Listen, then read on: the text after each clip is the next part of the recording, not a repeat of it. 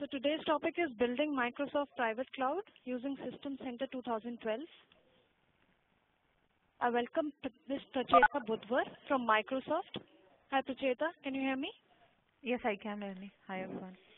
So let me first begin with introducing Pracheta. Pracheta has been with Microsoft for over 4 years and works in the capacity of technology evangelist. Prior to her current role, she worked as a consultant with global partner services at Microsoft. Before Microsoft, Pracheta has worked with Fidelity International and HCL, where her core responsibility was to manage their infrastructure, including MS and non-MS platforms. With 9 years of industry experience, Pracheta's latest passion is virtualization. She's a regular speaker at technology events. On personal front, Pracheta is an engineer by education and loves to read, design, and travel. So Pracheta, I'll be transferring the presenter rights to you so that you can upload your presentation and we can take it from there. Thank you so much and welcome everybody. Thanks, Melanie, for sharing the mix of audience as well. It helps. Yeah, I have the presenter rights now, so I'm just gonna share my presentation with you all, and we'll get started. So as you already know, my name is Pracheta Budhwar, and I'm just gonna walk you through what it takes to build Microsoft Private Cloud with using System Center. System Center 2012 actually got revamped a lot when it was released last year in the month of April. So no longer you can buy a SCOM or SCCM or DPM. System Center comes as a complete data center management suite, which also enables you to build your own private cloud, right? But before I get into details of how you build your cloud and what are the best practices, it always makes sense to take a couple of minutes to set the benchmark and make sure that everybody's on the same page when it comes to understanding what cloud computing is. I'm sure that most of you who are here already know that, and you might have done it in your own capacity in your current organizations, but just to put everybody up on the same page, I'm gonna walk you through a couple of slide decks which will, I'm sure the slides are changing for everybody and you can see it. Melanie, can you confirm?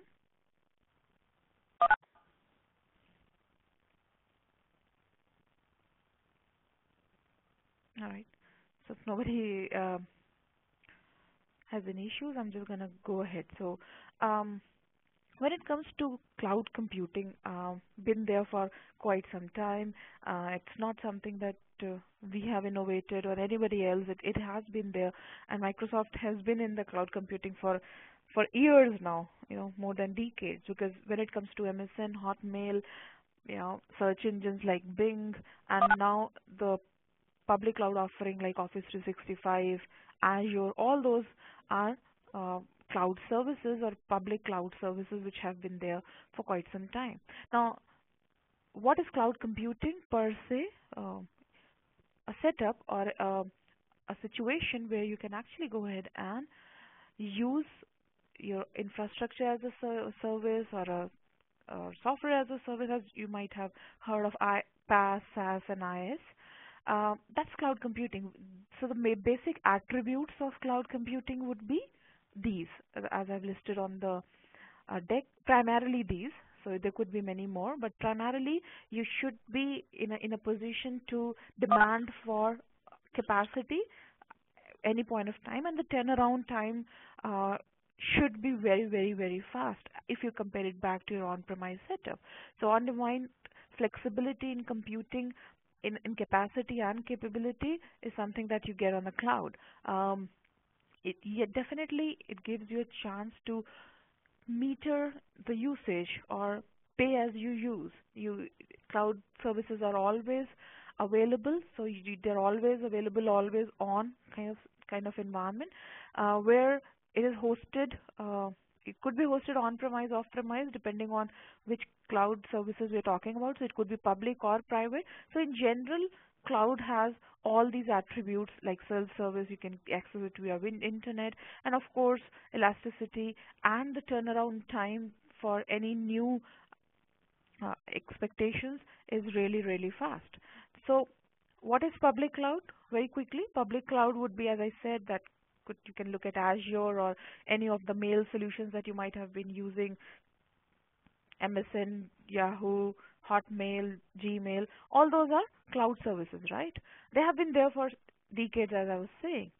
But why cloud is so much into vogue right now? Because it makes business sense to adopt or look at cloud services for business needs. So enterprises want to use cloud, and I'm sure many of you might be using it. So what is public cloud? When some third party provider is hosting all the services and applications. The data center is not in your premise but somebody else's, which is your third party provider. Could be Microsoft, could be anybody. Um, and the same service is available to lot of organizations, right? So I have built a service which is in the public cloud, and anybody or everybody who is welcome to come in and pay as and use, right? So that's what public cloud is all about. The same sort of service that's get ready is available for anybody and everybody. So the examples for public cloud would be Office 365, uh, could be Amazon, could be Azure, could be plenty, right? How it helps, of course, um, rather than setting everything up in your organizations and making sure that lights are up and running 24/7 cross 365. Somebody else is doing that for you, right? And you have signed a SLA agreement. If you don't meet 99.95 or whatever number, you give my money back, those kind of things. So definitely the onus is on somebody else. Another benefit could be in many situations it turns out to be a cost effective solution, right? And globally available. So let's take an example. If you have placed your email solution on Office 365, I'm taking an example. It is located in Microsoft data center. Now Microsoft has got more than 10 data centers across the world and in all continents, per se. So even if something goes bad when it comes to disaster strikes, God forbid, or something or the other, it is just not that the availability is going to be ensured in one city or one country. We have presence across the globe, right? So every time you host something up in the cloud, Microsoft Cloud I can talk about, public cloud, it has got three instances running at three different data centers in three different countries, right? So your application, your service, or whatever you have put up in the cloud as an organization is globally available, right? So that's what public cloud is all about. Um, when to go for public, when to go for private, we can have a discussion at the end, maybe in a Q&A. So I would like to go ahead with what private cloud means. Now, the attributes of cloud that I initially discussed briefly remains the same, which means flexibility has very much to be a basic ingredient of cloud. So it will be a basic ingredient of cloud, which means if I'm going to build a private cloud, it is going to be very much dedicated for my customer, or it could be very much dedicated for me. So if I'm working for an organization XYZ, I want to build a private cloud.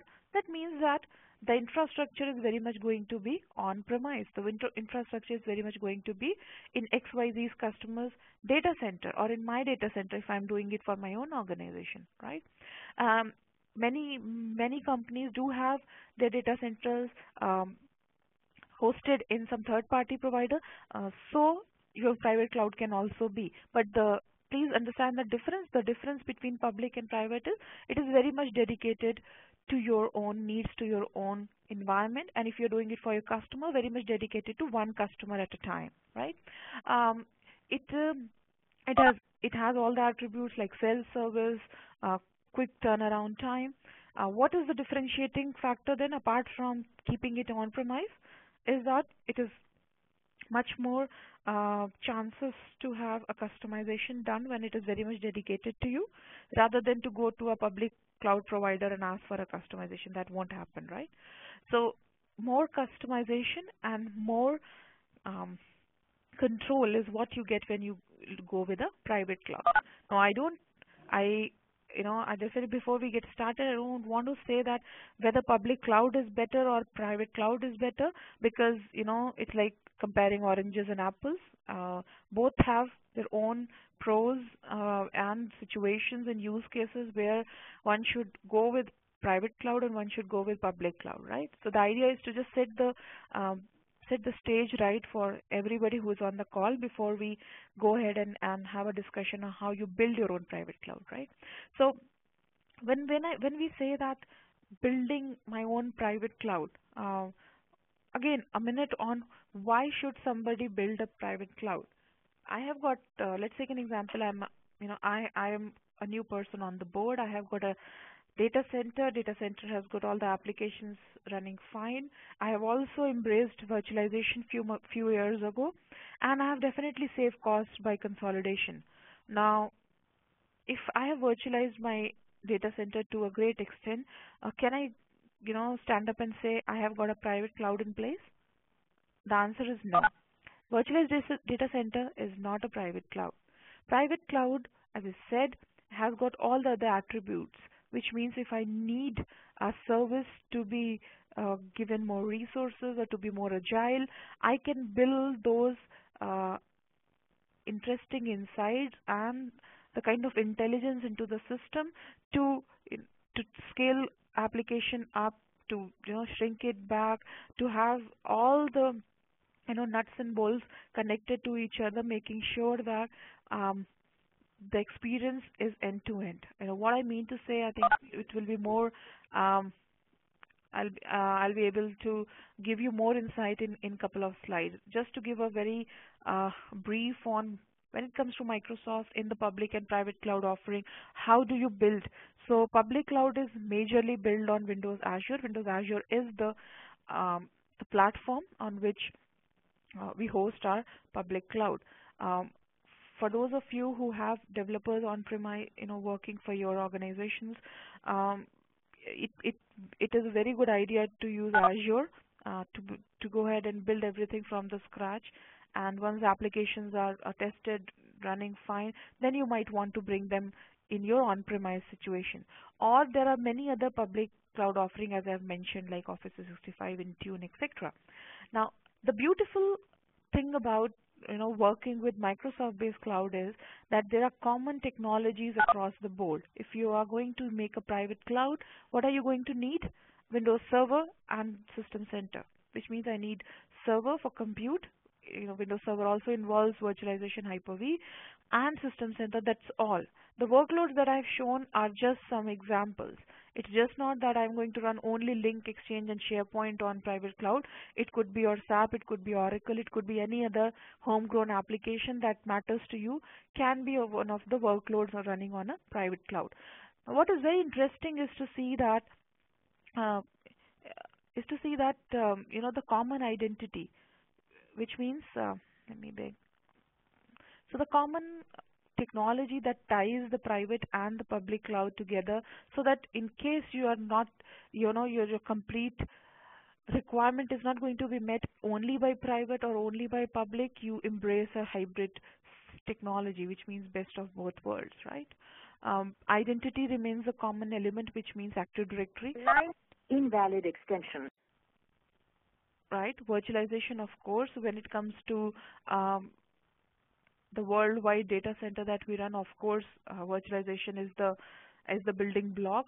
You can manage your public and private cloud together with System Center. So if I have got some instances of public cloud and rest I'm using private cloud, and of course my run around the mill data center as it is, I can manage my public and private through same console.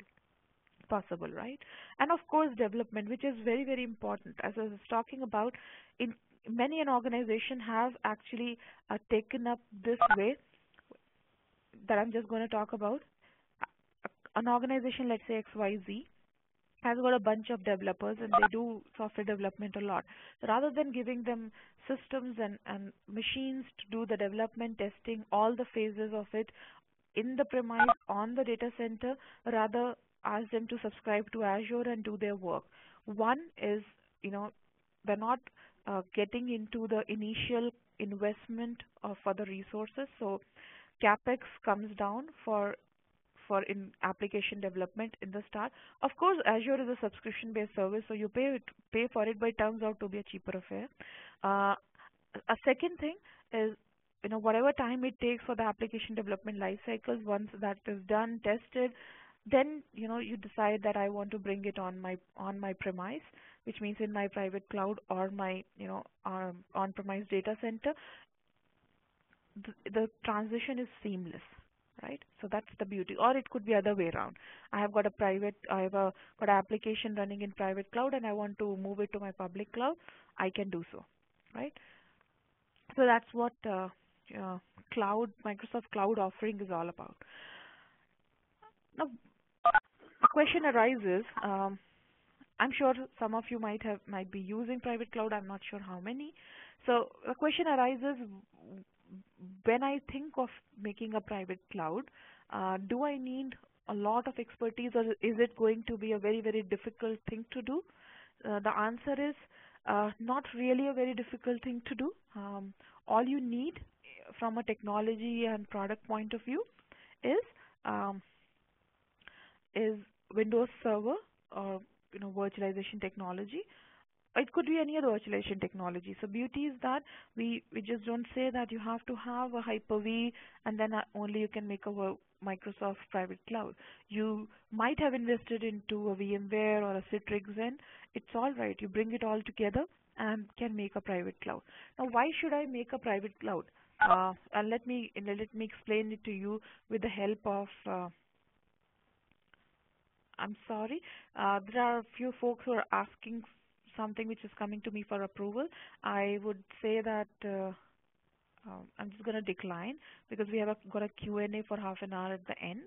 So let's reserve our questions for the end and go through the journey. Yeah. Thanks for understanding. So when it comes to System Center, System Center is that one coordinator, is one. It's that one important element of building the private cloud which ties everything together. So let me draw up a complete life cycle, how things will work out in a data center. So typically, if I've got an application owner, he or she is the business person, could be a project head, could be a sales head, could be anybody who's not an IT professional, who's not a technical person, who doesn't understand IT, and it's not his or her job to do so, but he or she is an application owner or a business owner.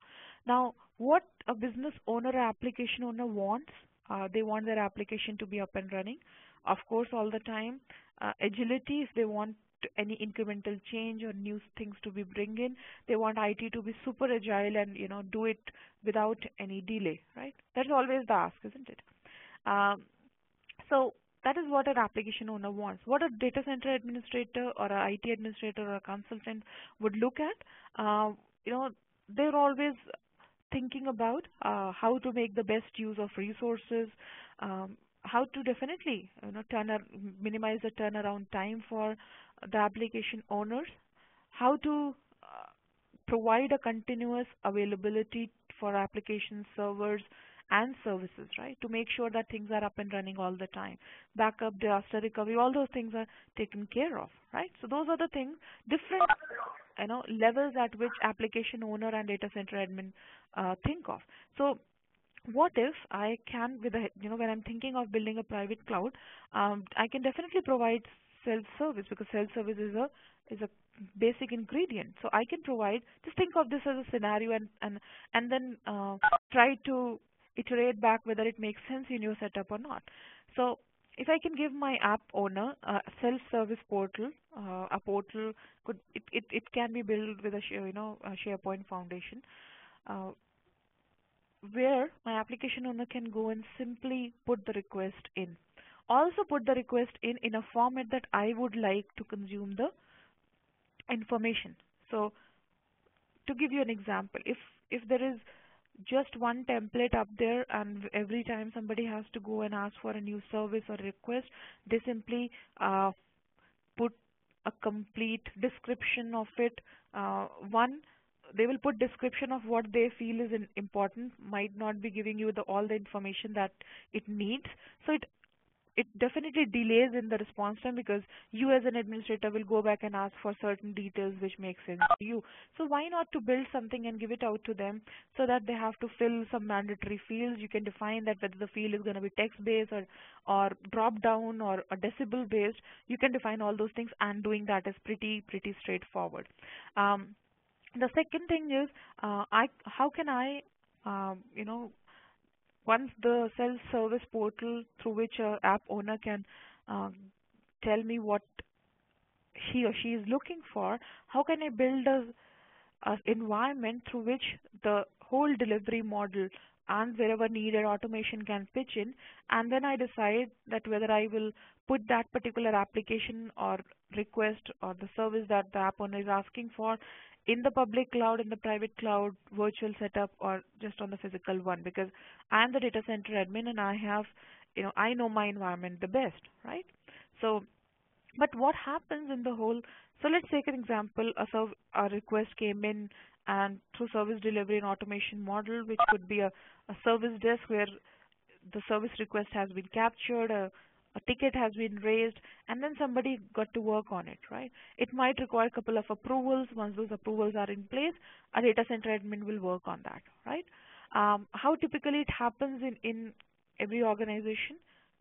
How much time does it take? It takes anywhere between, you know, 2 hours to 2 days of time to revert back and provide with a request offering that whatever the end user or the app owner has been looking for, depending on what they are looking at, right?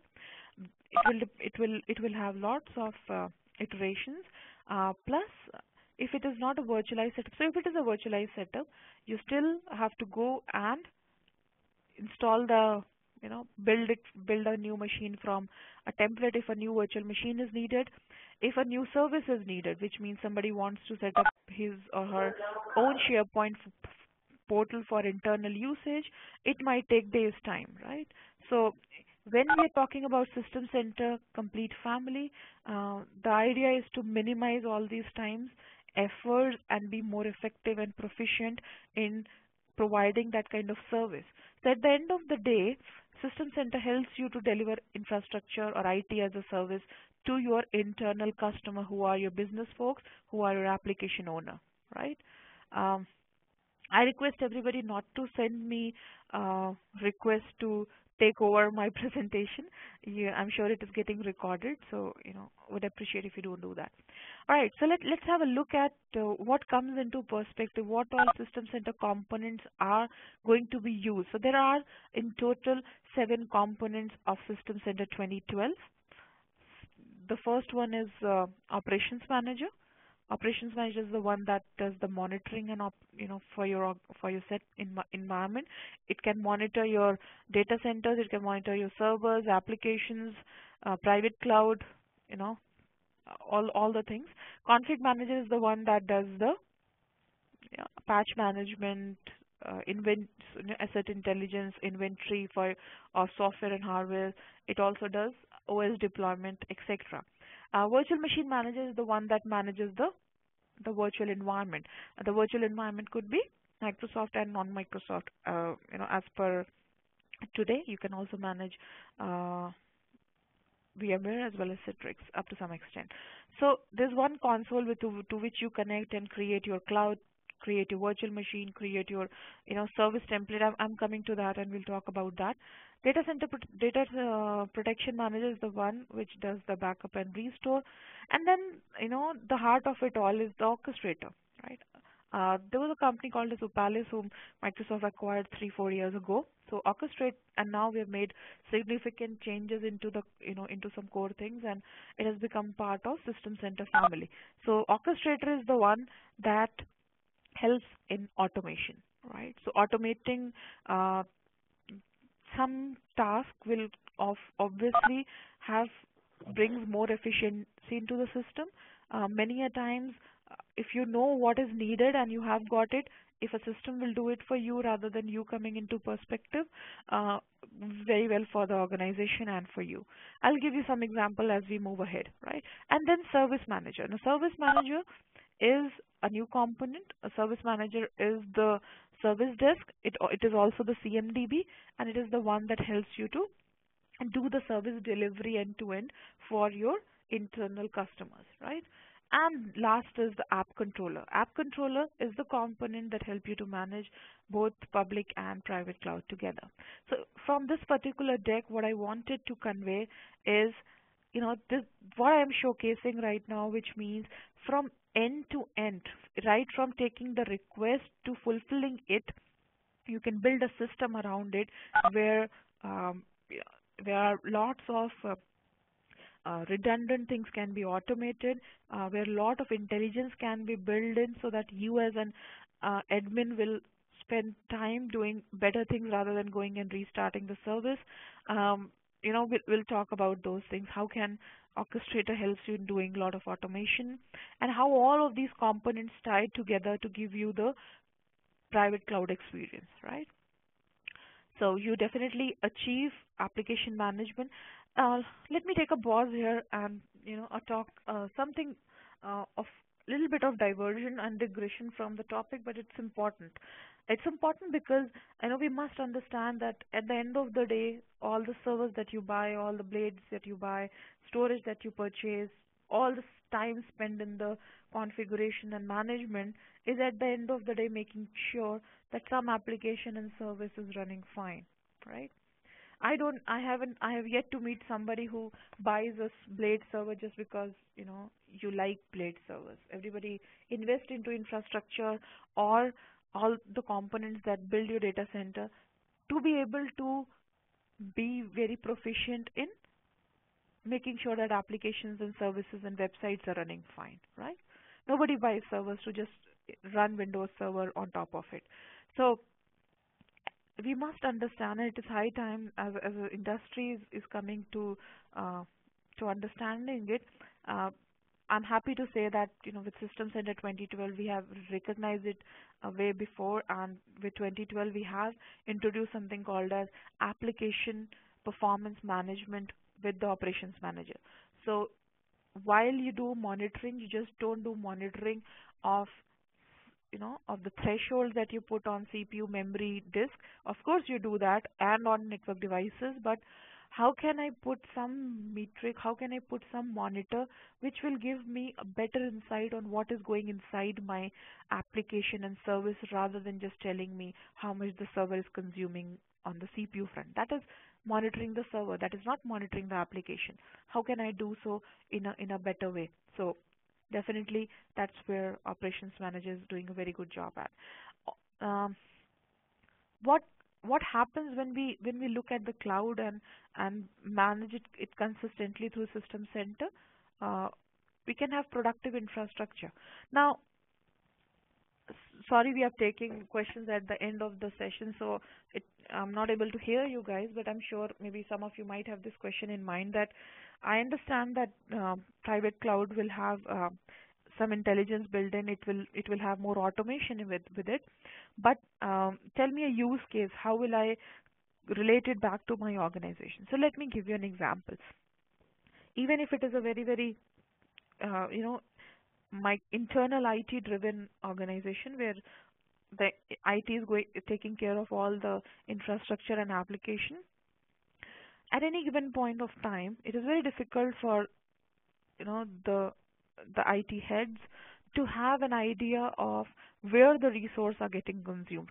Whether it is my sales department who's taking up a lot of storage, or whether it is my marketing department where a lot of compute power is going. Unfortunately, there is no way to have that kind of data at the end of the year or at the end of 6 months to see where my IT investments are getting consumed to the fullest, right? Building private cloud internally, let's say for different department, could be a solution to that. It is not just, private cloud is just not a solution to tell you segregating who's using what. It is also very important to define delegated administration. So I don't want one. So let's say take an example. I'm an application owner and I'm the ERP solution head for my company. I want a dedicated, if I can have a first of all private cloud, yes, I would love to have that. And I don't want all the IT administrator to have, complete, working on my cloud A2. Maybe I want one of my organization folks to be working closely with them. So if he could be a delegated administrator for my ERP cloud, I'll be happy. Of course, IT guys will have access everywhere. That's fine. But I don't want, I don't want to go to somebody else who doesn't understand ERP. Rather than I'll have one of my own folk to know up to some extent today the daily day-to-day work on my ERP cloud, right?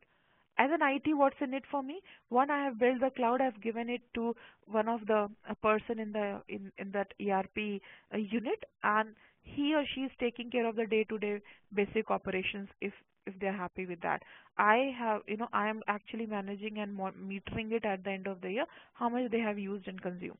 Second could be if this is not the scenario, and second could be as an IT head, as a CIO, I really want to know that last year we purchased a bulky SAN, where the SAN is getting consumed the most.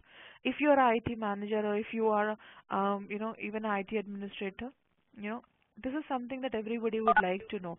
And for those of you who have to go back and give uh, justifications where the investment have gone, it is a very important mechanism to look at.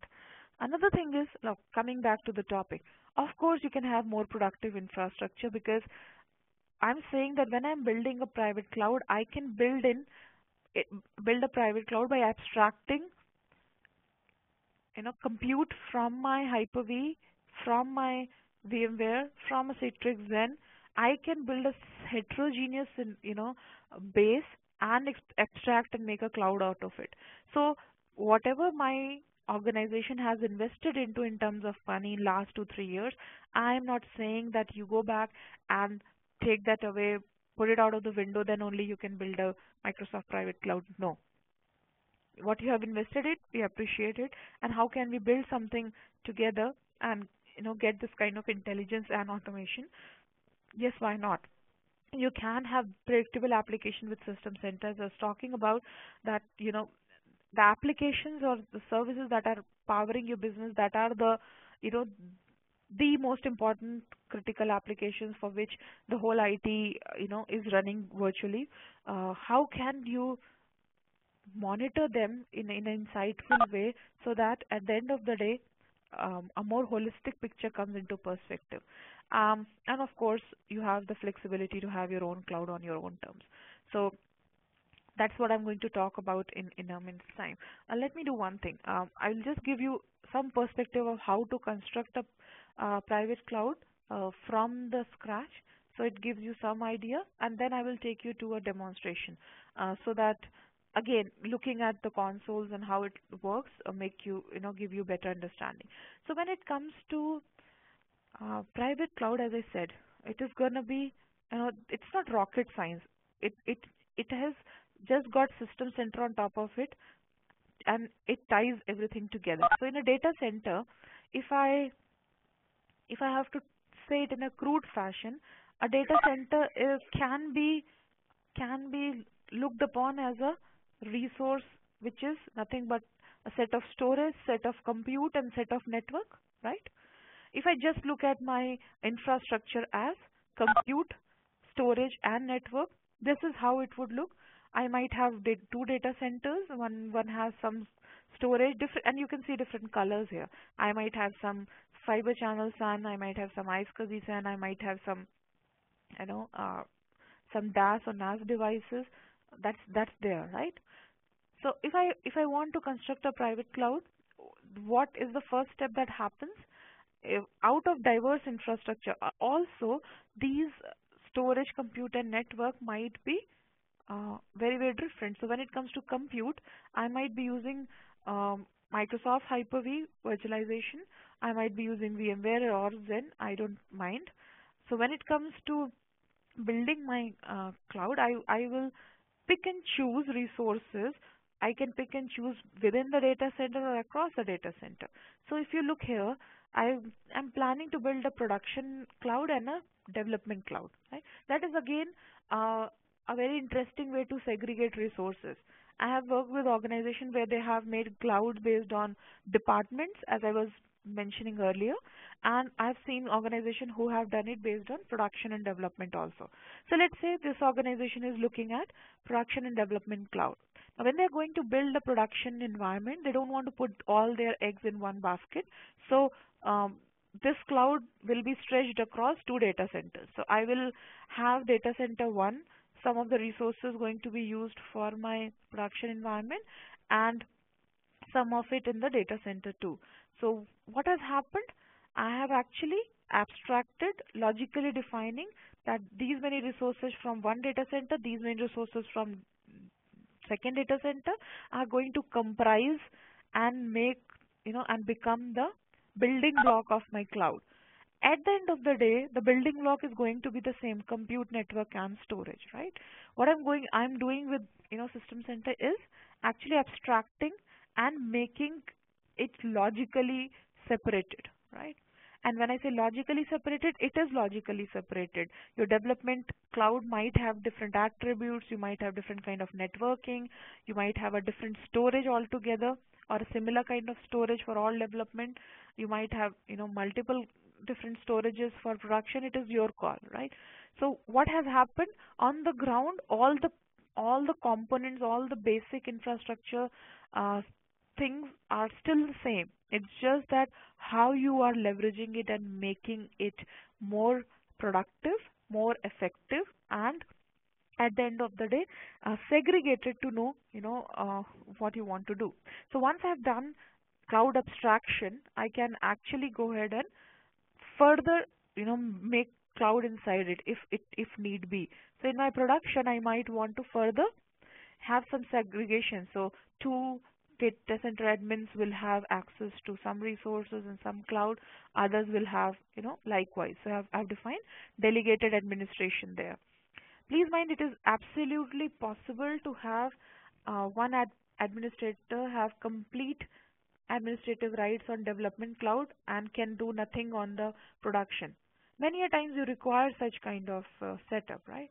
Or the production administrator cannot do a single thing on development, because that's not what you want. You want different set of people to have accountability. It also brings accountability. That's a very important point, because if everybody has got access everywhere, definitely you can pull log and see who has done what. But many a times, it doesn't work out to be a very productive and effective way to do it. So better to segregate who's doing what, and then, at the end of the day, we are doing everything for applications, right? So I can put applications on top of those cloud.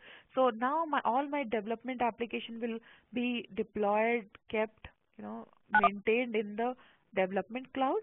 Going forward also, whatever development applications or, services are going to be in the development cloud, and all the production ones will be in the production environment, right? If tomorrow there is one application which is in the development phase and it is done, and I want to move it to production, it is just a matter of clicks. That's all, right? So it becomes the whole matter of working on a data center becomes very, very efficient and predictable, right?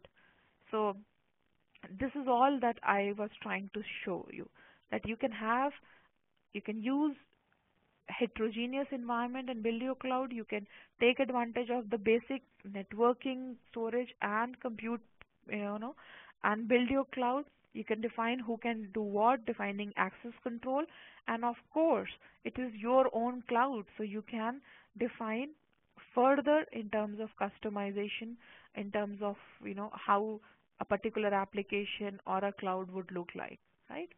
I think it's a good idea now to go ahead and maybe share my desktop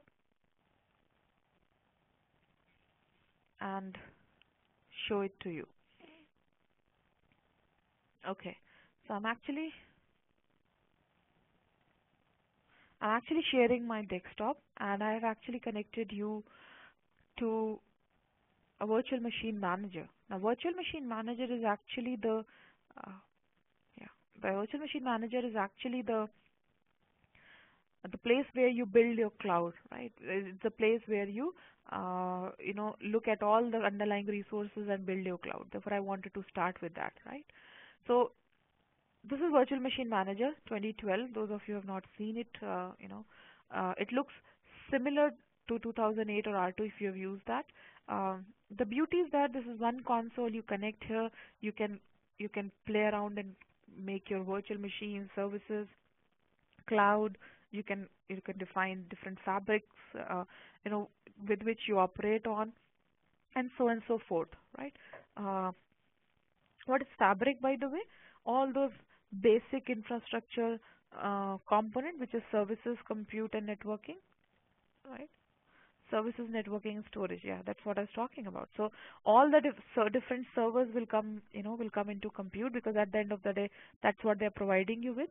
And please note that I have got all the important or different kind of servers category here, so that if I've got a Pixie server, if I want to have lot of automation or zero touch deployment of new servers, I definitely need a Pixie. I might want a WSOS server as well. If I'm using or managing VMware environment, a vCenter server has to come into place, because VMware only exposes their APIs through vCenter, uh, or another VMM server. When it comes to networking, I can define my logical networks, different kind of networks. I can manage the MAC address pool of my virtual machines, etc., etc. Right? I can also define in my storage, which means that if I have got a SAN, or there's no need for me as a cloud administrator to go to SAN administrator every time and ask for more LUNs. I will rather ask him to give me a chunk of storage at one time, and going forward I can go ahead and simply create a LUN out of the storage, right? So if I have got a storage pool, I will ask I'll ask my SAN administrator to give me a storage chunk, and going forward, every time I'm creating a new virtual machine or service, there's no need for me to go back and ask for LUNs. I can actually cut a LUN out of here, right?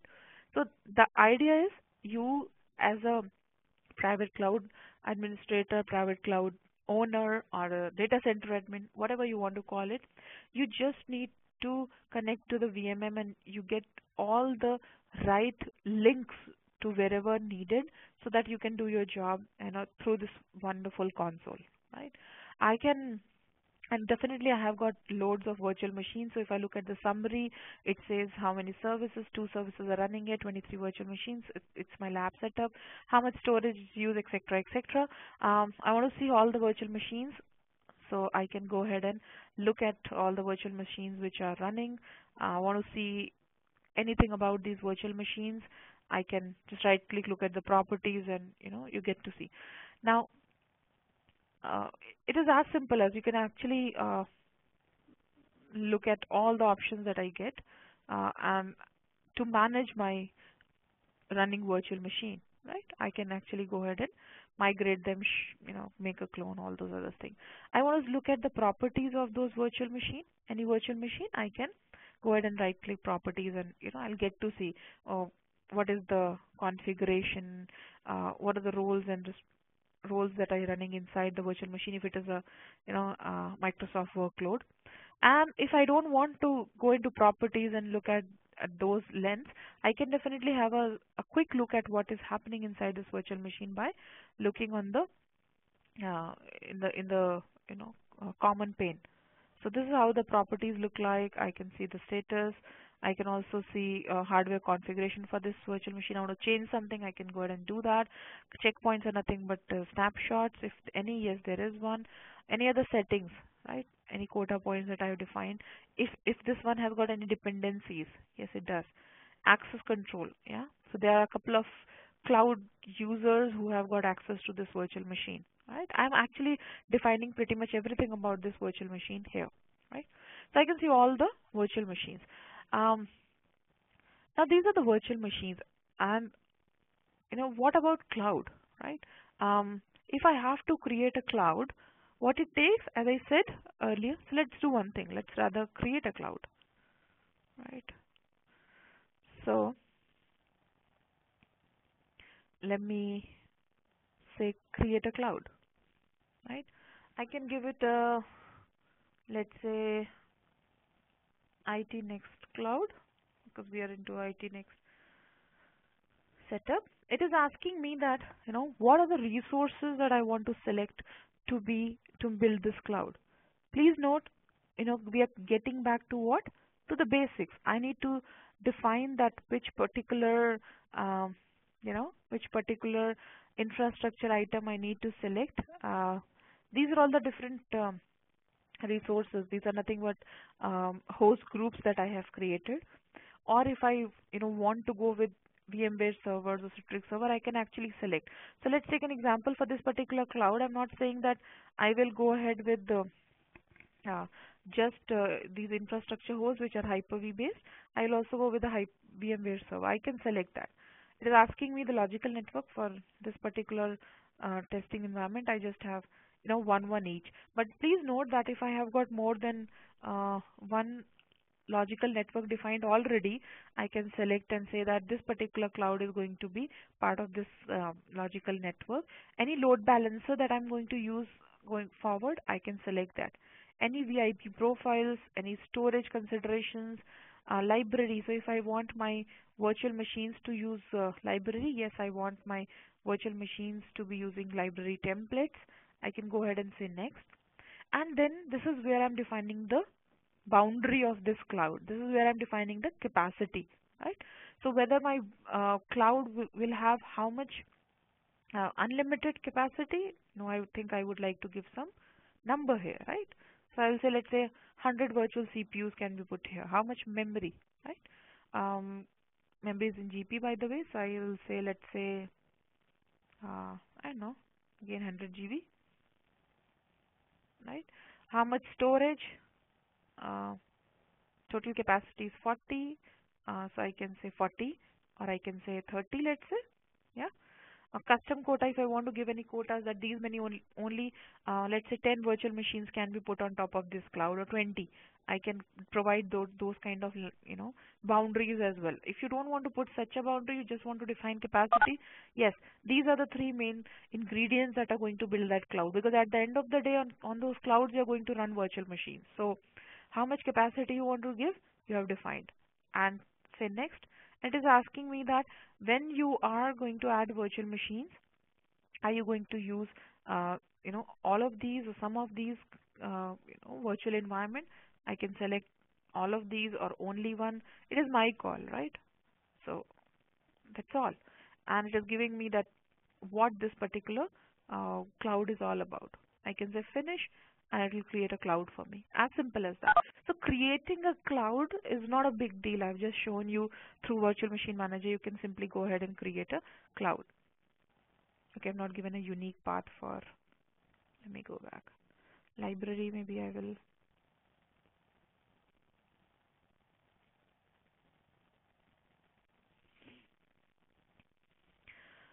Okay, leave it. So what I'm trying to say is, yeah, this is how you build your cloud. Any which ways, I have got plenty of cloud build already here. So what you do once the cloud is built, its capacity is defined. So as I have defined some capacity here, if I go and look at one of the clouds that I have created, this is the capacity that I have given for this cloud. What will be the next logical thing to do is to assign this cloud to somebody, right? Now have a close look. This could be a this could be a self-service user, or this could be a new role that you want to create, and you want to assign this particular cloud to that somebody, right? So, or it could be delegated administrator. So once the cloud is created, who is going to manage this further is going to be the next logical thing to do, right? And then going forward, every time you are creating a new VM pertaining to that particular department or production development, whatever is that boundary that you have created for, you will do it there. Now, how it is going to help you in a ongoing basis? One is that your resources are very much aligned based on business units, or based on production development, or based on cities, or based on whatever makes sense to you, and you can have a metering done at the end of the year. You can have delegated administration, as you have just seen. What what else you can do, very nicely. Let me show it to you. I'm sure you guys have work on virtual machine templates. So whether it is whether it is a VMM or any other virtualization solution you might have worked on, virtual machine templates are the building block, because you define a template once and then going forward you just use it, right?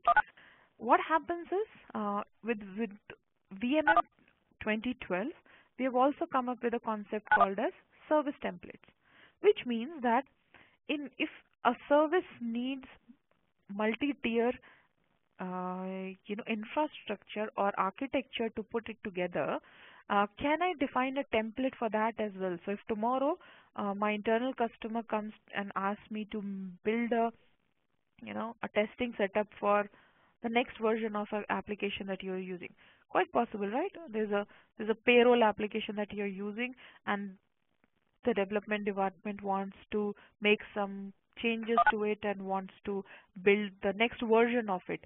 And so they definitely want a similar setup to be created, and then they want to do, or anything or the other. You can think of where you might have to create identical application or um, service. Can you do it using a template? Yes, you can. So Virtual Machine Manager gives you something called as virtual machine, service template, right? So how does that look like? It definitely, if I look at the properties of it, it tells me that this is for the middle tier. I am saying that at any given point of time, the minimum machine or maximum machine count is this. Now, um, I would really like to iterate something, which we spoke about in the very start. The whole notion of building a private cloud is to have, we have seen till now, one, we have very defined mechanism to know who's doing what, where the resources are consumed, so you can pay as you use, if or you can show back to your internal customer. Second, you can have very defined boundaries, so security, up to some extent, and control can be taken into consideration. And the next and the very important part or attribute of a cloud is flexibility and elasticity, which means when the load comes, the cloud can automatically, scale it out, and when it is not needed, shrink it back, right? That is where, and the most, that is where the most of the attention goes in from a organization owner, from your business head, that you know if I don't have a cloud and I have to scale things out, if all of a sudden my company website is getting a lot of load, if there is no such provision to scale things out automatically, it is going to be dependent on people at the end of the day, who might be very, very efficient in building another server and bring it on to the web farm. I'm just taking an example. Those 10 or 15 minutes, if they are very, very quick, if they take only 15 minutes of time to build another web server and bring it as a part of web farm, again I have lost 15 minutes of the time where a lot of my customers are getting timed out. I'm just taking example of a website. It could be a very critical application or anything or the other. That is the intelligence that you build in the service template. So this service template is actually showing 4 different tiers of this particular uh, service, in which one tier is this tier, where you can see that if I look at if I look at the number of virtual machines which are being used in this particular tier, which is a web tier, 2. So 2 virtual machines are actually getting used in this tier, and I have given that the maximum count up to which these machines can be automatically, build and bring to and spin for production use is 5, which means that if this website or this application or this service is going to take more load, and the web tier is getting more load, I have given instructions to the system to spin off more machines, and up to 5. Please don't bother me. Take the load and get the ball rolling. So what is happening? Without a lot of intervention, without a lot of headache, uh, customers are getting what they want. My services are scaling out and scaling back, right? So that's what you can bring into the table. This is the intelligence that I was talking about. At any point of time, if I want to look at any of the, let's say, let me look at the library. So any given point of time, if I want to look at all the templates, if I look at these are the web VM templates.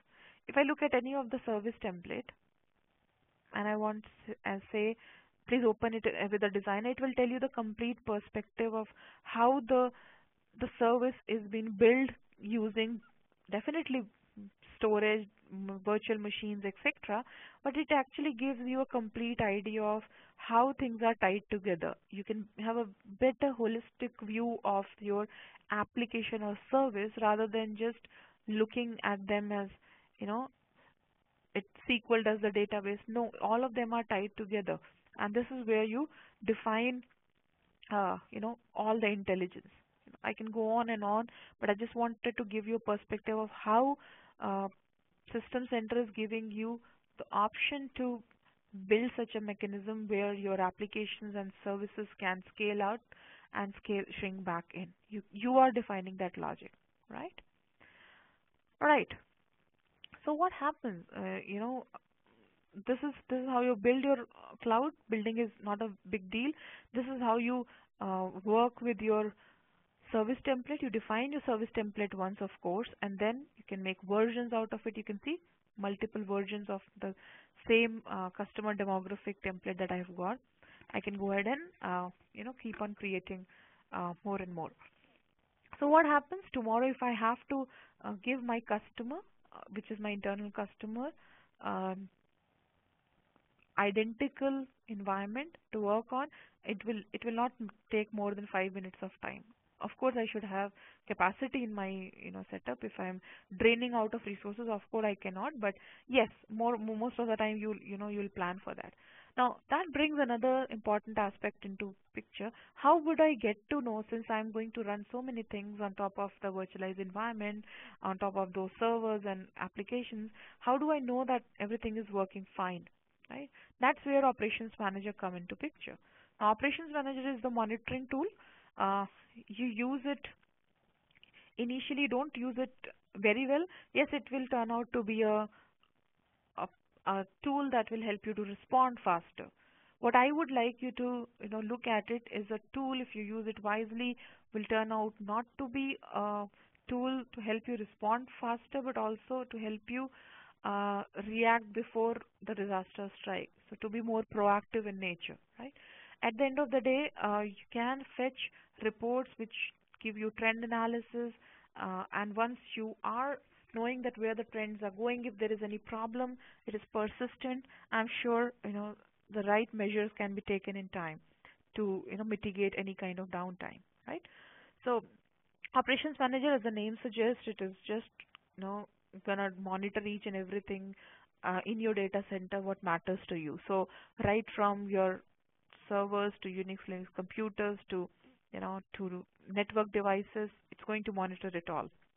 What is very, very interesting is the application monitoring, as I was talking to you earlier about. Uh, Unfortunately, you know, application monitoring has uh, not been taken to the kind of seriousness that it would have, been done for quite some time ago. Um, and what I'm happy to talk about here is uh, with 2012, there are lots of insight that you get about your application. So it could be .NET application, it could be a Java application, it could be a Apache server, and of course the level of detail that you can go and pick up on a .NET or application, of course you will not get on a J2E or. But what I'm trying to say is when it comes to third-party applications also, to a very large extent, to which what you don't get, not generally, you get those kind of application insights with operations manager. Just to give you, and the idea is not to just give you that the application is available or not available. You can actually define your own parameters for monitoring those applications. The reason is very, very simple, because if you are an application owner, and I would tell you one thing, it is very important that at some point of time IT and other services shake hands. So when it comes to applications, the application owners know the best that what is needed to be monitored. So it's a good idea to sit with them and define that what should I be monitoring in my applications for, right? So to give you an example here, I have an application called as Dinner Now. It's actually a website, and I want to monitor it on some parameters, right? So for end user experiences, I've defined some couple of parameters. For application availability, there are a couple of parameters, and I see the response time. So it is my because I am the application owner, I have sit with the IT to define that this is important to me, right? And I have defined some service level agreements saying that service level objectives that uptime should be 99%, and you can see that the uptime for this particular website is 99%. So it has achieved that. And it is very important for me to also measure how much time it takes for this particular Dinner Now website, which is my e-commerce site. How long does it take the shopping cart to respond? So this is the response time that I want to measure and monitor on my shopping cart web page, let's say. This is 28 milliseconds, and the target that I set is 18. So you can see a clear red here. Just imagine if you don't have something like this into a system, will you and me by any chance figure it out by naked eyes what is the difference between 18 milliseconds and 28? Forget 18 milliseconds and 28, I would say between 18 and 68 you cannot make a difference, right? So in order to manage your infrastructure, be it just the physical one, virtual one, private cloud, whatever, in order to manage a data center to an extent that it is productive, efficient, responsive, agile, it is very important to have a you know the right kind of net monitoring into place. And operations manager just does that for you. So you can actually bring in all the management packs that that you want to monitor your applications for. So let me give you an example. You've just seen that I'm monitoring an application. It is also possible that I want to monitor my exchange. Now, what I monitor on my exchange is going to be very different from what I monitor on a website or what I monitor on a file server. So you can bring in app management packs for an exchange. You can bring in management pack for your hardware also. So Dell, HP, all those hardware vendors also provide management packs. So I would suggest you to bring those import those management pack into operations manager and get the kind of insights even to the level of chases. And so on this website thing also, if something is not working right, for remediation, I can actually go and find out what is exactly wrong, whether this is going to be the problem because the SQL query is taking larger time, or whether it is the code which has not been written to the optimized way. I can get all those details, right? Of course, I can get reports which will give timely reports which will give me insights on what is going on. Of course, depending on what is your core job, you might be interested in different kind of reports. So there are plenty of reports that you can fetch, make them, you can build your own reports if that is needed. So if you want to build your own report, you come to authoring and you can author a new report if you want. Yeah, or you can author your own service level objective, monitor, etc. Yep, you can. This is what I was talking about. You can actually import new management packs. So these are the management packs that I have today. If I want, I just have to load one more management pack, bring it on, and that's all. I can actually start monitoring that particular application or service or server in the light of that management pack. Because we all know that what you're going to monitor as a workload is going to be very, very different from the other workload that you have been managing. So let that workload define and give you insights on what needs to be monitored, right? So that is operations manager. The next very important thing that I wanted to talk to you about is Orchestrator. Orchestrator is actually the building block as I was talking about, right? Orchestrator is actually helps in connecting the dots between all the other system center components. This is the orchestrator, right? It orchestrate. It helps you to define workflows and run books to tell that if this is done, then do that. You can also define a lot of remediation. So we have just seen operations manager. So in operations manager, there is some problem, an alert gets generated. That's typically how your monitoring tools work. So alert gets generated. If you are abiding by ITIL as an organization, or MOF, or SOX, or any other compliance per se for your IT lifecycle management, that says that you should have an incident for every alert, isn't it? So an incident will get created and somebody needs to work on that incident. If the incident is not solved for a long time, a problem ticket will be created. Right? That's how it happens in everyday's life. So how can you use? I'm just taking an example, and you can use lot many ways the run books. So we just saw the Dinner Now website, right? Now imagine this Dinner Now website is actually. Let me see if I can. Okay, so the Dinner Now website that we have just saw, I'm definitely monitoring it, right? I'm monitoring it constantly. So if there is any problem, uh, alert will be generated, and hence incident will get generated. Now, once an incident gets generated, um, if I have uh, if I have some solution for that kind of incident, of that kind of error, I can actually put that into a run book and define a task which will automatically take care of a couple of steps that I wanted it to take care of before I get an alert to work on it, right?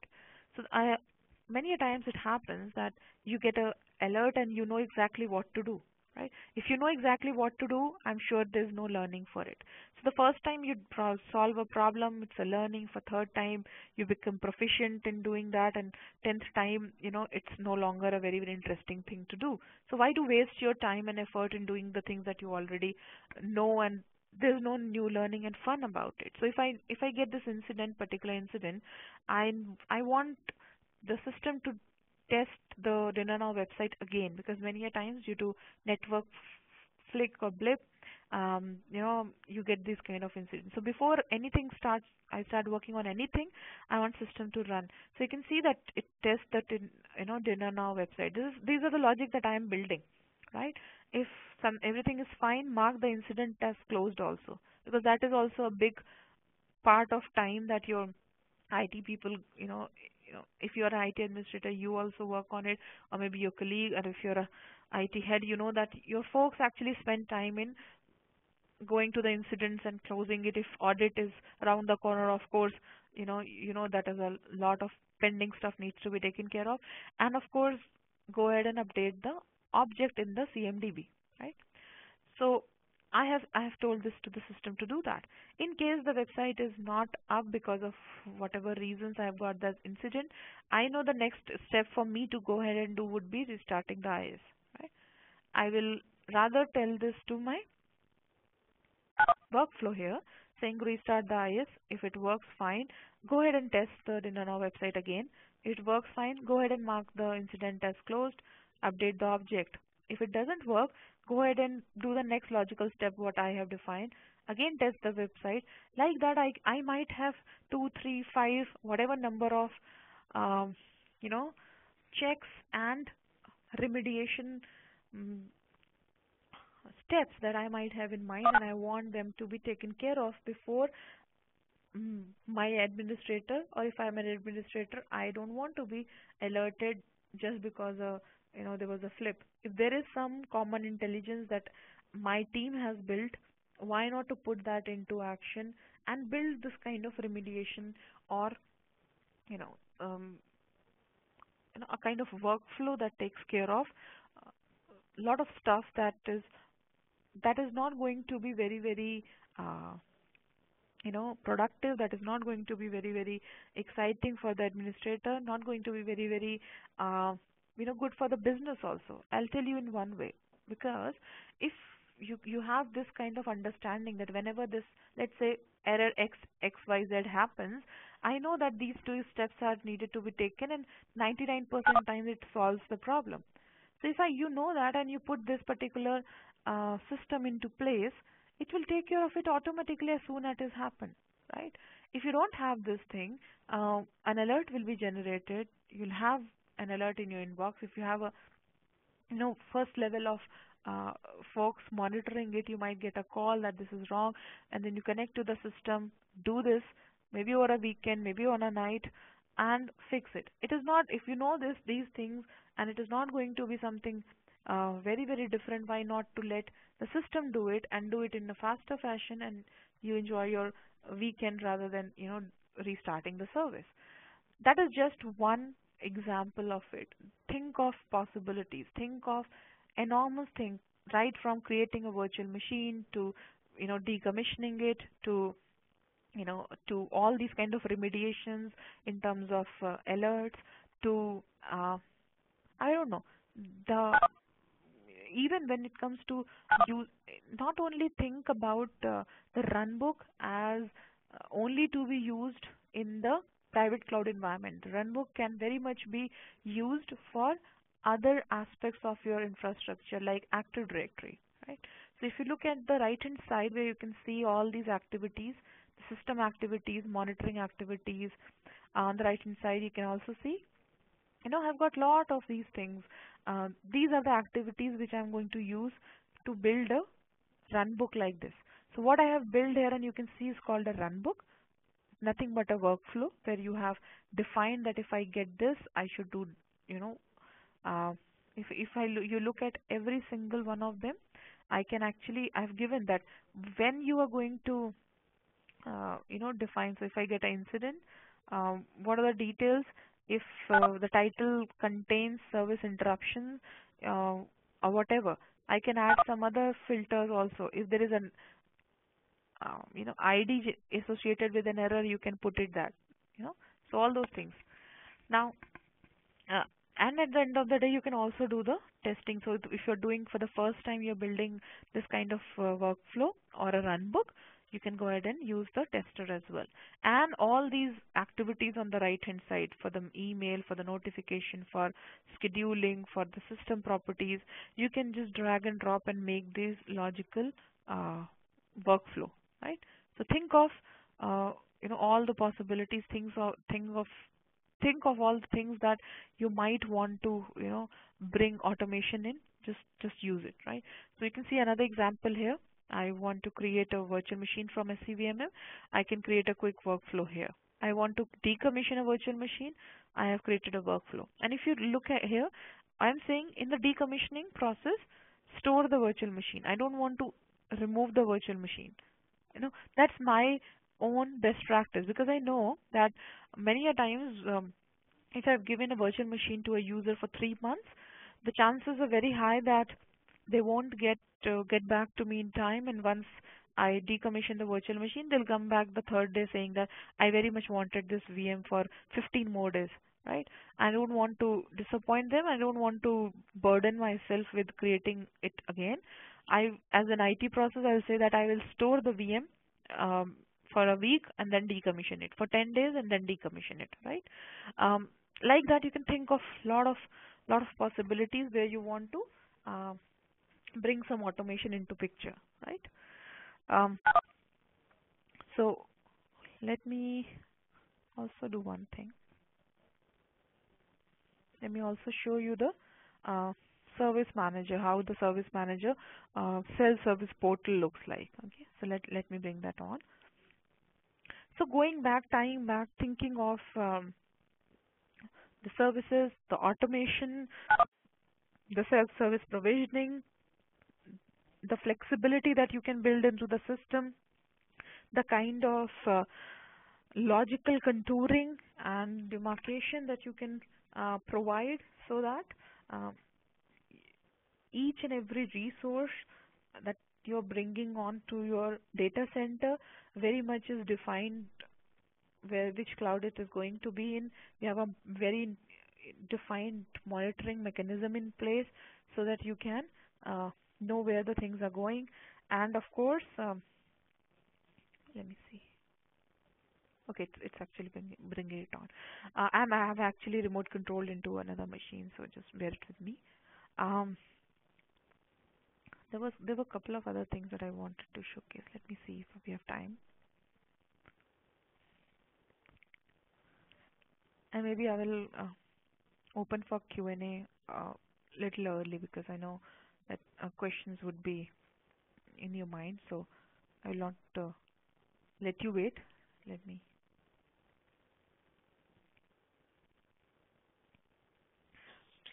So by the time I'll let me do one thing. We'll go back to the slide again and talk about few more very important aspects that I wanted to talk to you about, and we'll come back. So we spoke about creating the private cloud, right?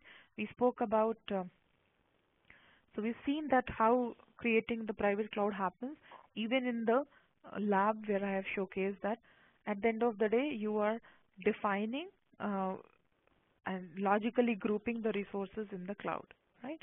So if I have got a cloud, I can have a finance cloud, I can have a marketing cloud, as I was telling you, and on the finance applications and services are going to be hosted on that particular cloud. So you can create cloud for your specific needs, and then you can, definitely uh, know where the resources are happening. Let me give you a real life example here.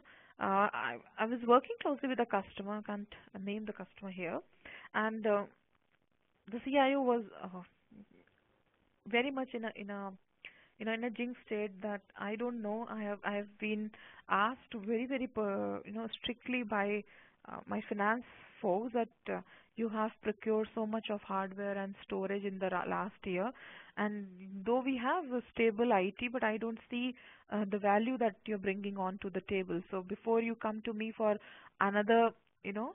Uh, sanction of money, please show me where it is getting utilized, right?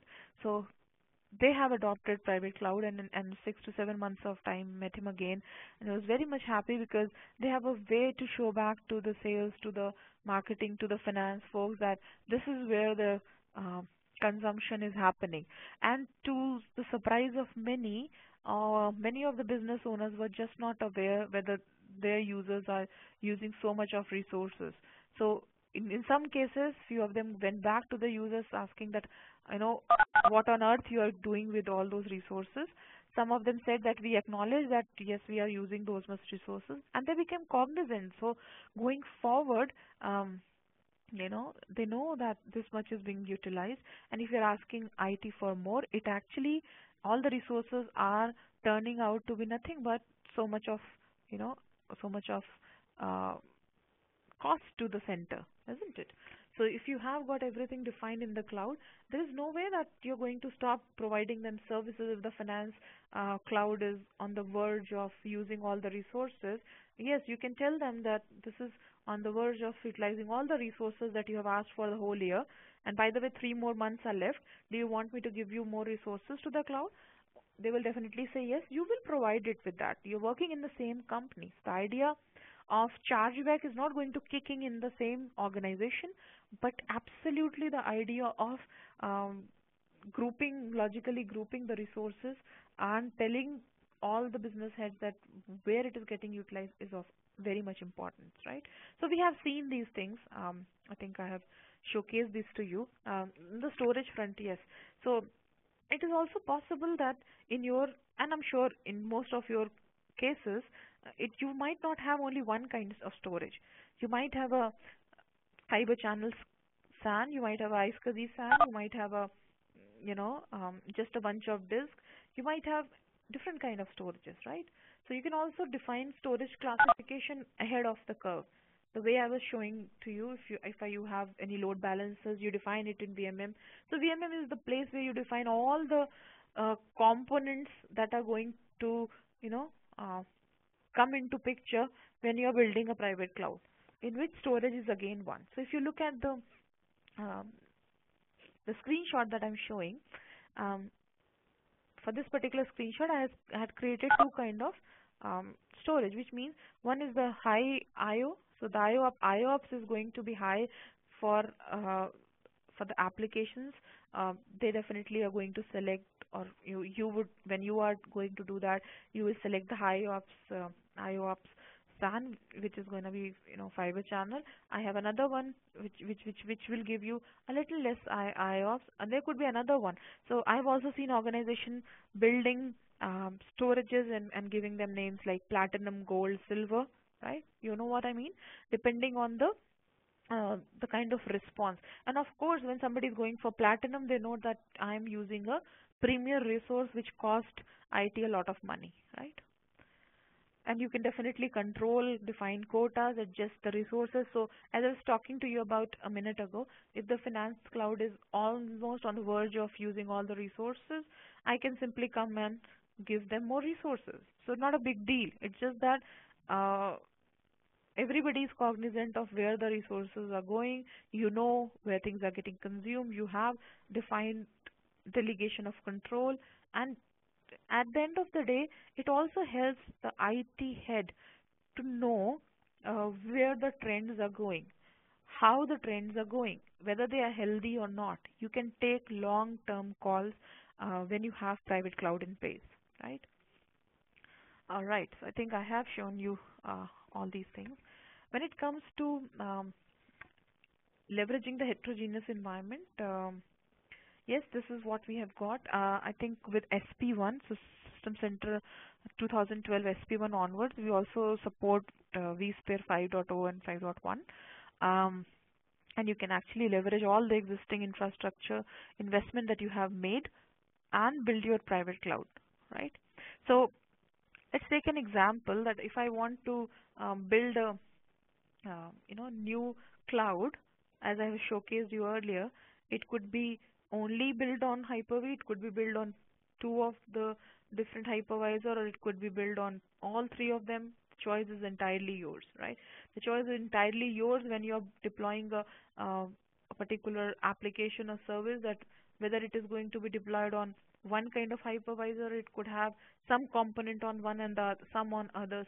Many people do it. Many people do it that if I have got a 4-tier application, I want to have 2 tiers on Hyper-V, I want to have 2 tiers on VMware, because I already have a infrastructure in place, right? So choice is yours. At the end of the day, you are getting all the choices that are needed to make in order to have your own data center, your own private cloud, because this is definitely your baby going to be in your own premise. So call is at the end of the day is going to be yours. It's just that you have more tools with System Center to know what is going on, to fetch out reports at the end of the year, to have trend analysis, to have segregation and delegation of workload, to have the kind of agility built in. Remember the example I showed you with the service templates. So in the service template, if you can build the logic saying that, you know, build on as many as 5 or 10 virtual machines for this particular uh, workload if needed, and don't bother me, right? The number is definitely that you put there, but you have the capacity and the capability to put those intelligence into picture. So when there is a real requirement and there is a lot of load on unexpected load, of course, on your website or application, it is automatically being taken care of. By the time you come in and start doing, many a times it's a lost battle that you're fighting. So in order to mitigate all those sudden surges, in order to mitigate all the unexpected load, you can actually think of private cloud, of course. Also, I was talking to somebody, and they gave me a very good example of when to use public cloud, when to use private cloud kind of environment. Um, when it comes to internal portals, many a times it makes sense to, if it is a big organization of yours, you might want to put it in a cloud-based setup, because you don't know whether everybody is going to use those, let's say, vacation portal, or your appraisal portal, or your performance portal, where all the you know thousands of employees are not going to connect every day. But the chance, nobody can predict that one single day, if 50% of them are going to hit the website. If you have not planned and sized it well, half of them might get some errors. And if you have sized it well in a traditional way, you might have engaged those many resources or servers. If you look at cloud, be it private or public, many a times it makes sense to put things up in the public cloud, all together. Many a times it makes sense to put it in the private cloud, building the same logic of minimum one instance running, and if there are more, there are going to be more connections, you can build in more features and more capacity, right? You can also define the role-based access, of course, as I was talking to you earlier about.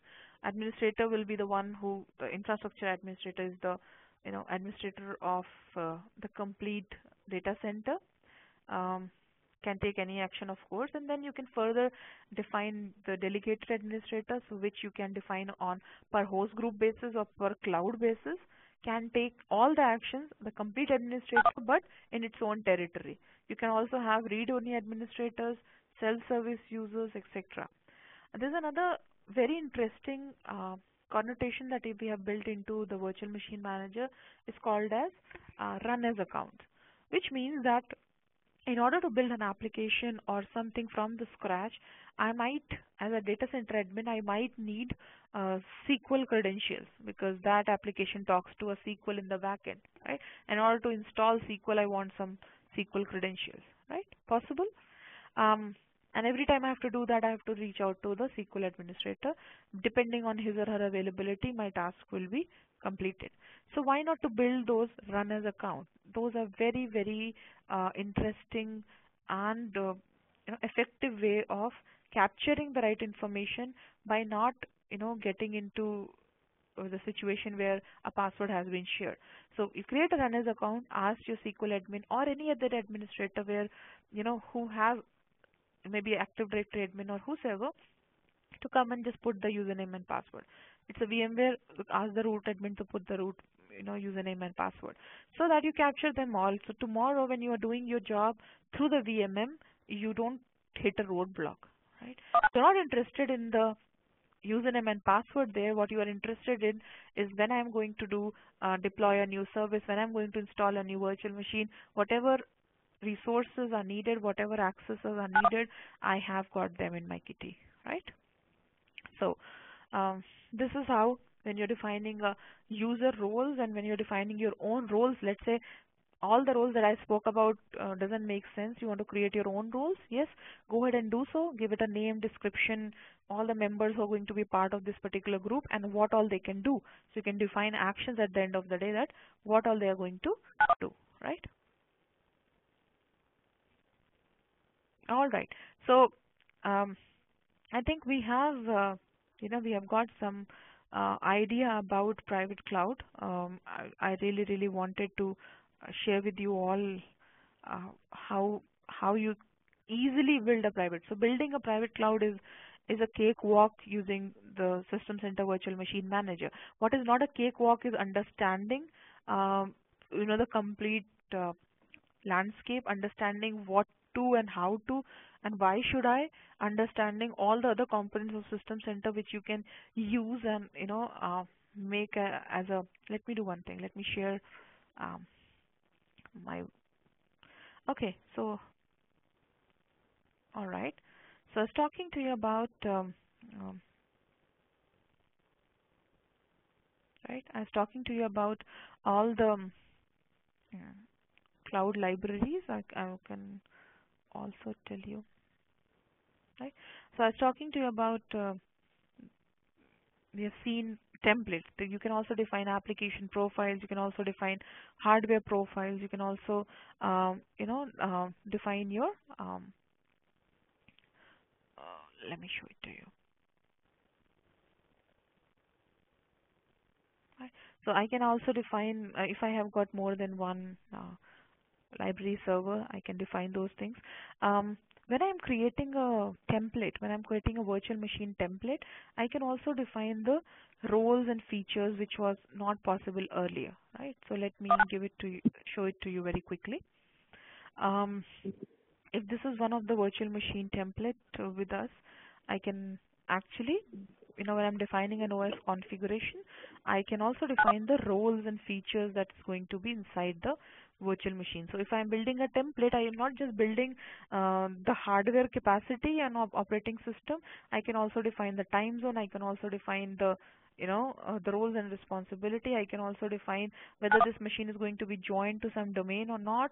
So I can define a lot of things ahead of the curve, so that when I'm actually deploying the virtual machine using the template, or when I'm actually deploying the service request using a template, I can do so with ease, and there's no need to go and further do 10 other admin activities, right?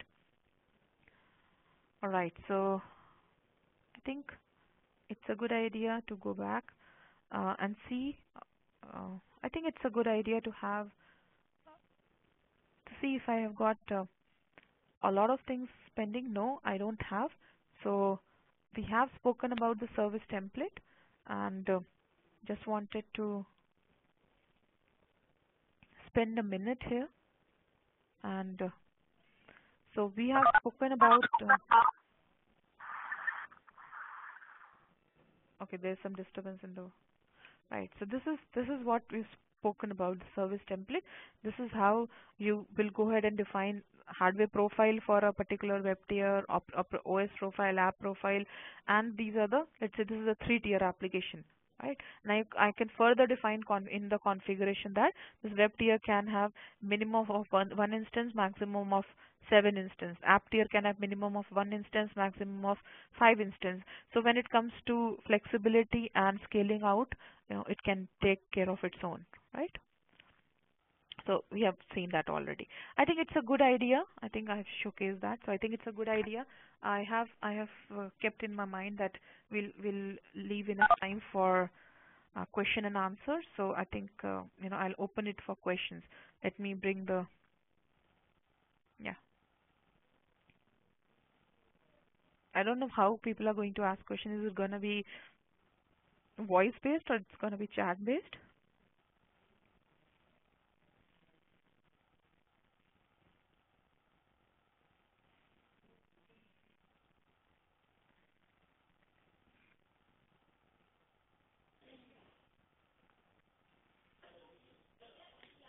Hello, Pracheta, can you hear me? Yes, I can. Hi. So thank you so much for such an insightful presentation. I hope you've got a lot of questions to answer. Okay. We can begin with the Q&A session. Yeah, sure. All right? Okay. All right. So first question is from Mr. Daljit Singh. Okay. Just a sec.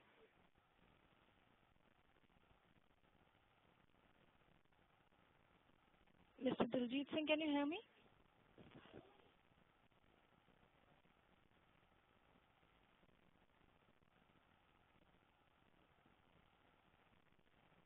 Hello.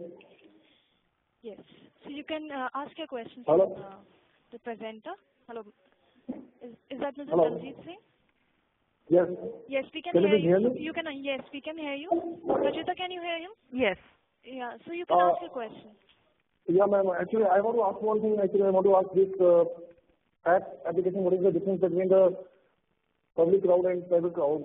What is the meaning of a self-entrepreneur about his DC administration and or her application owner work? So you want to understand, let me reframe. You want to understand the difference between public and private cloud and? And public and private cloud, and what is the meaning of a self-entrepreneur about his DC administration or her application owner work? All right. So, okay. So public and private cloud, I think you might have, joined late, Daljit. We started with this differentiation. Don't mind. We'll have a quick discussion around it again. So when it comes to public cloud is very much hosted by a third party. Most of the time, any cloud provider like Microsoft, Amazon, any other, where all the applications and services that you are hosting on a public cloud are going to be hosted on their data centers. So they are managing the underlying infrastructure, servers, their availability, everything. Okay. okay, and you're hosting it there. You're Yeah, actually, subscribed. Yep. So yeah, that is the actually, private cloud. That is the public cloud.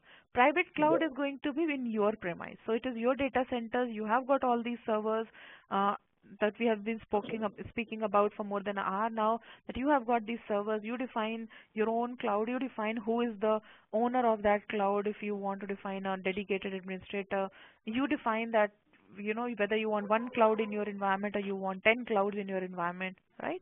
So that is private cloud. Private cloud is very much owned by the customer himself or herself. So this is going to be very much dedicated to one organization. It is the infrastructure is going to be with the customer.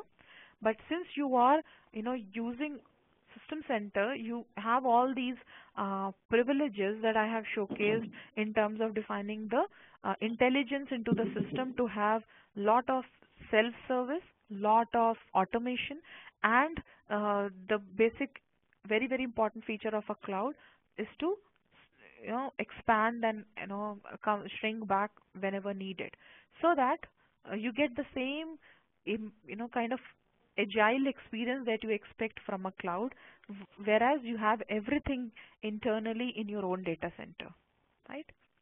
So that's what. Ma'am, actually, yeah, actually, my another question is for the same of that. Actually, if I have my self-service infrastructure, so how can I build by me? Okay, so for self-service, yes, so for self-service, it is for your application owners, or business owner, or your end users also, if you want to give them that, right? It is nothing but gonna be a portal.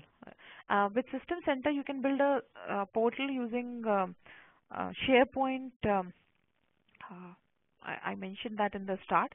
Um, and it's gonna be, so it is up to you. If you want to customize it a lot, you can. Otherwise, just basic SharePoint, you can actually use to build a self-service portal. On that portal, you can provide with catalog. So a catalog could have 10 or 20 or whatever number of requests that your end user might ask you again and again, right? So maybe for a business owner who comes from a marketing background, you want to give them 10 uh, 10 requests in a catalog. Maybe the other one you want to give them 12. So the choice is yours. You can build that using a SharePoint on a web. Okay, ma'am. Thank you so much, ma'am. Thank you very much. Thank you. Thank you.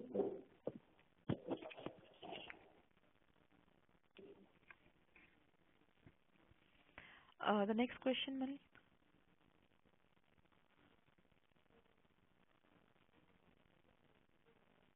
About me? Hello? Yeah. Mr. Daljeet Singh, are you still there? Yes, ma'am, but actually, I have only these two questions only with me, but I don't have to be more proceed for that. All right. Pracheta, can you hear us? So I did answer the questions. Any more questions from the list? Yes, yes, we have. We have Mr. Deepak. Mr. Deepak, can you hear us? You can ask your questions. Is Deepak there? All right. So we have another question from Mr. Sanjay. His question is, could you please explain use case of 4-tier application? So it is. So here I just took an example of a 4-tier application. Maybe if not 4-tier, you can definitely. So a 4-tier application would be if you have a web tier, you have a middleware, you might have another middleware and a database. That could be a 4-tier application. 4-tier application, I took an example so that you can think of the complicated of the lot. Most of the times, we see a lot of 3-tier applications around. You have a web tier, you have a middleware, and SQL or a database tier, right? What I was trying to do there is to show that even if you have a very, very complicated application or a service in place, once you have built a template out of that, it becomes easy in every single fashion. Even if you have to do some maintenance on that particular application, there is no need to put the complete application out if just one tier needed some maintenance to be taken care of, right? So that is That is the whole idea of using a four-tier application. That was just an example. And application was not the uh, main focus there. I was trying to tell that if you have got a four-tier application or three-tier application, how they are bind to each other with the service template, you can get to see that what is the complete holistic approach towards that application. You're not simply managing SQL, you're not simply managing a IS, you're actually managing the complete service or application. So that is where the difference comes in. Another question that I can see, Yes, main advantages of Mr. private Deepak. cloud. Yes. Okay, sorry, there's somebody else. Yeah. Mr. Deepak again. Mr. Deepak, are you there? Yeah. Yes, can you please ask your question? Yeah. Hi, Pracheta. This is Deepak. Hi, Deepak. I was actually while during your presentation you were mentioning about this tiering of applications, and you also mentioned that tiers can be scalable. Mhm. Moved up to in the example you said you have set a limit of 5 virtual machines. Yes. But is this scalability on virtual machine level or resource level? And I didn't get it. There is a SQL server. Will it add Good another? question. Good question. So, yes. So when it comes to a web server, maybe spinning more web servers makes sense, whereas if I have a SQL, giving more resources makes sense, right?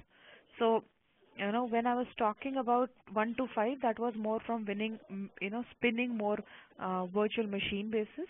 However, when it comes to the SQL tier or the database tier, it always makes sense to uh, give more resources on top of it, right? So what I was showing was more from a virtual machine basis. So in case that is needed, if definitely you have written that logic. So for whatever tier it makes sense, you can give that a flexibility piece into picture. For others, you keep on monitoring and have some estimation on where the resources are getting consumed, and you might want to go and simply give more resources to a SQL tier. All right. So it is again not automated. Then means I have to write the logic. Like in case of web server, should be a load balancer, right? Correct. So there are ways and means to do that for SQL also. It is just not as depictable as showing you the example of web tier. So yeah, you can write to me if you have anything in specific, because if it is any specific scenario you want to discuss about, I'm more than happy to do that. Yep. One more just clarification. Yep. Regarding this private cloud and public cloud, I mean, is it possible to join a private cloud to my public cloud? Like my private cloud hosted in my environment to Windows Azure or something. Okay. So when you say join, you want to extend it to public cloud, some applications? Yes. Yes, why Yeah. not? So yes, you can. So with Azure, there's something called as, there's a VPN that you can create in Azure and define the, so in order to have a connection, what you need? Some network connection, right? So you can define your own VPN in the Azure and have the VPN networking done, through which you can extend, so your Azure could be an extension of your data center. That's how it should be, right? And you can definitely use the same Active Directory attributes for users to connect and have the identity done. Yep. So we have another question from Mr. Ompal Singh. Okay. His question is, what are the main advantages of private cloud for organizations? So, Mr. Ompal, I think I've been speaking about it. When it comes to main advantages, I'll say 3, 4.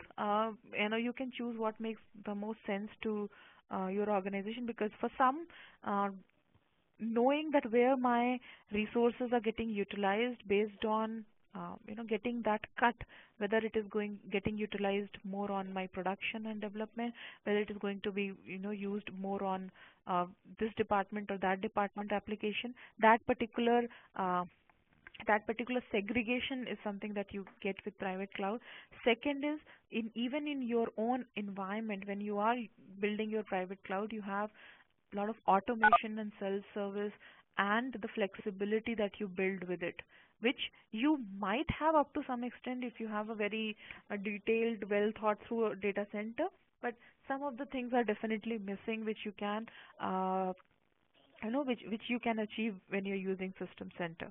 The third would that I would say is you can have better, very better efficiency in terms of automating processes which are redundant, which are not uh, building or bringing any kind of value to your administrator as well as to your business. So why not to automate some of those things, having intelligent monitoring into place, which gives you a perspective of how your infrastructure is doing, and planning for anything well in advance. So you get lot of such reports if you fetch them out, which give you trend analysis. So in lot many ways, using a private cloud internally, and at the end of the day it is nothing. You might have all the servers. I'm not asking you to buy a server. If you're using any other component of, if you're using any other data center management tool, the end to end coverage that you get with System Center is hardly, is hard to get with any other vendor. So if you just have System Center and you deploy it in a way to achieve private cloud, you can do so, right? So my question would be to have a great management solution for your data center. Plus, if you want to build up a private cloud with it, you get it with System Center. So, why not? I've been talking about a lot of advantages in the entire presentation, so I hope you might have got some more. Okay, last few more questions. We have Mr. Mayank. His question is, through System Center Manager, how can I charge the users on the basis of utilization of resources? Right. A good question. So there are a couple of ways. One is that you can, in the Operations Manager, there are reports that you can fetch and define the user. So it is coming down to users, it will be more from a, I'm sure it is more from a service provider point of view, right? Or if it is internal, you many a times you don't charge people back, but you can get an idea of where the resources are going. So there are in the Operations Manager there are reports where you can define those things. So let's say you want to say that if somebody is using a virtual machine, so I will charge per virtual machine, let's say 5 rupees per day or something like that.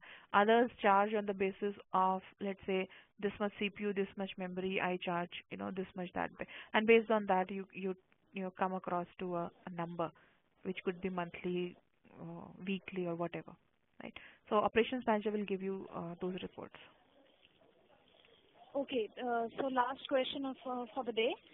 It is Mr. Ajit. His question is, what about security? Can you please explain about security? I would ask him to be more specific on security. When it comes to private cloud, everything is very much internal to your organization. So what kind of security are you bothered about? If it is about, so one is that if your data center is secure, you have got firewalls in place, it very much remains the same. When it comes to additional security, I can define, so all these private cloud, if I want to keep them very separate from each other, yes, you can do so. So even your marketing cloud could be extremely secure and aloof from the rest of the data center. That's possible. So if you could reframe the question and ask me if there is anything that bothers you about security, I'll be glad to answer that. All right, then. So Pracheta, I request you to share your contact details, since a lot of attendees are having questions, are wanting to get in touch. Okay. And I think I have just put that up. All right. All right. Thank you so much. You're I welcome. hope everybody's had a nice time listening to the presentation, and hope all their curiosities are ensued. We hope to see you soon again. All right. Thank you, Pracheta. Thank you, everybody. If there's anything specific in terms of scenario based, feel free to drop me an email. If it is generic, I would request you to just go online and search for that. Thank you so much. Have a good day. Thank you, Pracheta.